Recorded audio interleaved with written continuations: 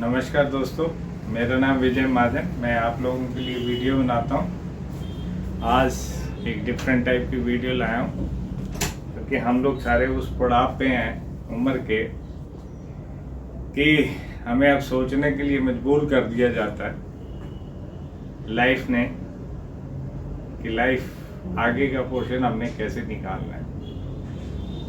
एक बुक है top 5 regrets of the time. ये बुक के ऑथर हैं ब्रोनी वेयर। एक नर्स थी हॉस्पिटल में, उस यूनिट में थी जहाँ लोग को पता होता था कि मेरी डेथ यहाँ महीने के बाद हो जानी है, यहाँ 15 दिन के बाद हो जानी है, या कुछ दिनों का मैं मेहमान हूँ। इसने नोटिस किया, कई साल तक वहाँ रही, नोटिस किया कि जो भी आता है उसमें 5 ऐसे कॉमन रिग्रेट्स होते हैं लाइफ के, जो आदमी सोचता है कि काश ये रिग्रेट्स मैंने ना किए होते। वो ये नहीं सोचता कि मैं डेथ पे हूँ, मैं मरने वाला हूँ, मुझे ये है वो है। वो ये सोचता है कि जो मैंने रिग्रेट्स किए हैं वो ना किए होते। अब लाइफ है, हम लोग भी हैं, हम लोगों ने भी जैसे हमारी एज के हैं। फॉर एग्जांपल मैं 1958 में पैदा हुआ, तो कंट्री हमारा 1947 में आज़ाद हुआ। हम लोग हमारे पेरेंट्स ने बहुत स्ट्रगल की, हम लोगों ने उनसे कम स्ट्रगल की, लेकिन स्ट्रगल तो हमने भी की। जो जॉब मिली हमने कर ली, जहाँ किसी ने रखा बोला हम चले गए। तो जो उनमें भी जो कॉमन 5 रिग्रेट्स थे, आज मैं उनके बारे में डिस्कस करूंगा। अगर मेरी ये वीडियो आपको अच्छी लगे ना लगे तो आप इसमें कमेंट्स कर देना, अगर जो भी मेरी कमी है, क्योंकि मैं शौकिया तौर पे वीडियो बनाता हूँ, प्रोफेशनल तौर पे ये वीडियो नहीं बनाता। जो मुझे टॉपिक अच्छा लगता है मैं चाहता हूँ कि आप लोगों से डिस्कस करूँ। तो आज आपको जो भी इस वीडियो में कमी लगे और प्लीज़ नीचे कमेंट्स में ज़रूर लिख दें कि आगे मैं सुधार करूं। ये मेरी हॉबी है, कोई प्रोफेशन तो है नहीं, तो मैं बुरा नहीं मानूंगा, मैं आप लोगों का थैंक्स करूंगा। और चलिए बुक के बारे में बात करते हैं। 5 रिग्रेट्स हैं जो कॉमन सबसे टॉप का रिग्रेट था, कॉमन रिग्रेट था, I wish I had the courage to live the life true to myself, not the one others expected of me। मैं अपने हिसाब से अपनी लाइफ को जिया होता, दूसरों के तरह दूसरों क्या सोच रहे हैं मेरे बारे में वो सोच सोच के ना जिया होता। मैंने जो जॉब करनी थी वो की होती, या बिजनेस करना था वो किया होता। जिस लड़की से मुझे शादी करनी थी मैंने उससे की होती। जहाँ मुझे जाना था वहाँ गया होता, अपनी लाइफ को अपने हिसाब से एंजॉय किया होता।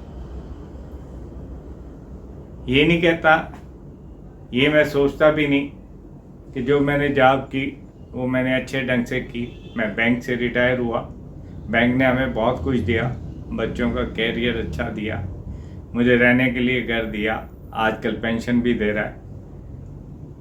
उसमें ऐसा नहीं है कि मुझे उसमें कोई कमी नज़र आई, लेकिन जो होता है ना, एक सेटिस्फेक्शन होता है आदमी को कि मैं अगर वो जॉब करता या मैं वो बिजनेस करता, वो मैंने इसलिए नहीं कर सका क्योंकि पेरेंट्स ने कहा ये करना, ये वाइट कॉलर है, आप इसी को करो, हमने की। तो ये जो कॉमन रिग्रेट्स था सब में टॉप मोस्ट ये एक रिग्रेट था कि मैंने अपने हिसाब से लाइफ नहीं जी, मैंने लोगों के हिसाब से लाइफ जी। तो मैं अब आपको एक सेंटेंस कहूँगा इस बारे में। मैंने ये सोचना छोड़ दिया कि लोग क्या कहेंगे। सेकंड रिग्रेट था लाइफ के अंदर वो था, I wish I did not work so hard. I wish I did not work so hard. मैंने बहुत काम किया। सारे लोग, आदमी वो सोचते हैं कि हम लोगों ने बहुत काम किया, इतना काम किया कि हमने अपनी फैमिली को टाइम नहीं दिया, अपने पेरेंट्स के साथ नहीं बैठे, अपने बच्चों को हमने बढ़ते हुए नहीं देखा, बच्चों के साथ बच्चों की तरह हरकतें नहीं की, पूरी तरह हमने उनका बचपन एंजॉय नहीं किया। सुबह से शाम रात कब होती है हमें पता नहीं लगा। तो ये एक बहुत बड़ा रिग्रेट्स लोगों में रहा कि मैं काम, पैसे और इसी के पीछे भागता रहा और लाइफ कहाँ जाके ले गई मुझे और कब ख़त्म होने वाली है मुझे पता भी नहीं चला। तो ये एक रिग्रेट्स भी सब लोगों में कॉमन था। और तीसरा रिग्रेट जो कॉमन था, I wish I stayed touch with my friends. दोस्त एक ऐसी चीज़ है, एक ऐसा नाम है जिसके साथ आदमी खुल के बात कर सकता है। रिश्तेदारों से नहीं कर सकता, पेरेंट्स से नहीं कर सकता, भाई बहन से नहीं कर सकता, लेकिन दोस्त से अपने दिल का हाल बहुत अच्छी तरह शेयर कर सकता है। एक हॉस्पिटल में लिखा भी हुआ था, दिल खोल लिया होता यारों के साथ, नहीं खुलाना पड़ता औजारों के साथ। तो इसलिए उसको ये, सब लोगों को ये भी अफसोस था कि मैंने दोस्तों को केयर नहीं की, दोस्तों का पता नहीं जिनके साथ हमने बचपन गुजारा है कहाँ हैं कहाँ नहीं, किस हाल में है। मैं अपनी ही दौड़ में चलता रहा, अपनी ही लाइफ में चलता रहा। तो आज मेरा सबसे अनुरोध है कि अपने दोस्तों से बात करें और उनसे मिलें अगर मिल सकते हैं, नहीं तो टेलीफोन पे जरूर इन टच रहें। I wish I had the courage to express my feelings. ये भी एक बहुत बड़ा रिग्रेट था सब लोगों में कि मैंने अपने आप को एक्सप्रेस ही नहीं किया। इसका ये मतलब नहीं कि मैंने किसी को प्रपोज नहीं किया लड़की को, इसका ये मतलब है कि मैंने ना अपने पेरेंट्स को कहा कि मैं आई लव यू, ना अपने बच्चों को कहा, ना मैंने अपनी बीवी को कहा आई लव यू, या मेरे से कोई गलती होगी किसी से मैंने सॉरी नहीं कहा, मैंने उसको माफ़ नहीं किया, मैंने उसको मनाया नहीं। मेरे अंदर फीलिंग्स रह गई दबी हुई, किसी ने जानी नहीं मेरे अंदर क्या फीलिंग्स है, मैं कितना किसको चाहता हूँ, कितना अपनी वाइफ को चाहता हूँ, कितना अपने पेरेंट्स को चाहता हूँ, कितना अपने भाई बहनों को चाहता हूँ। ये किसी ने नोटिस नहीं किया क्योंकि मैंने एक्सप्रेस नहीं किया।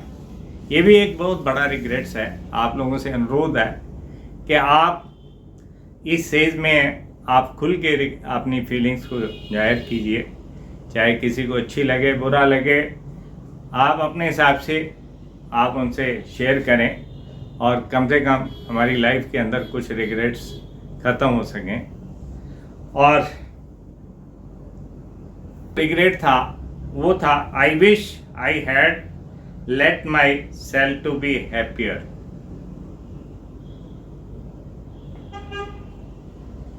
कि मैं खुश नहीं रहा।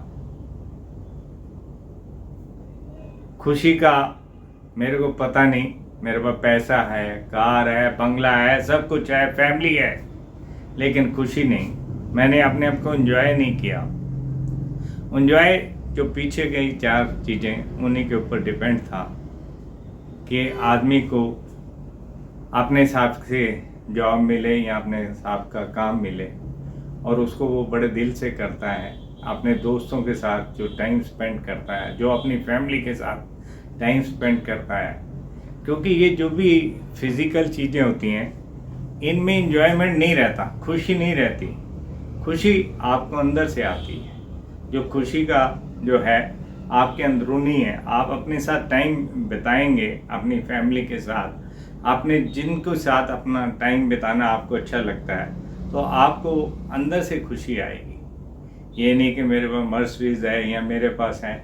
एक तो आप अपना हेल्थी कंपटीशन करना छोड़ दें और ये मत सोचें कि मेरे में क्या कमी है। जो है वो है, उसी में आप इंजॉय करें। अगर आपके पास पैसा कम है तो कम में भी इंजॉय कर सकते हैं। ज़रूरी नहीं कि पैसा ज़्यादा हो तभी इंजॉय कर सकते हैं। आपने एक एग्ज़ाम्पल, आपके घरों में भी लेबर होगी या साइट्स पे लेबर होती है, आपने देखा उनकी क्या दिहाड़ी मिलती है, वो ज़्यादातर लोग रात को सारे इकट्ठे बैठ के पूरी उनकी कॉलोनी के लोग गपशप मारते हैं, खाते पीते हैं। वो नहीं ये सोचते कि इसके घर में क्या बना है, इसके घर में क्या बना है। हम भी पहले लोग वैसे ही जीते थे। अब आप जाके उनकी कॉलोनी में जाके देखिएगा रात को कितनी रौनक होती है। उन्होंने ये कभी नहीं ये सोचा, उनका एक ही वर्डिंग रहती है, जिसने पैदा किया वो खाने के लिए भी देगा, काम भी देगा।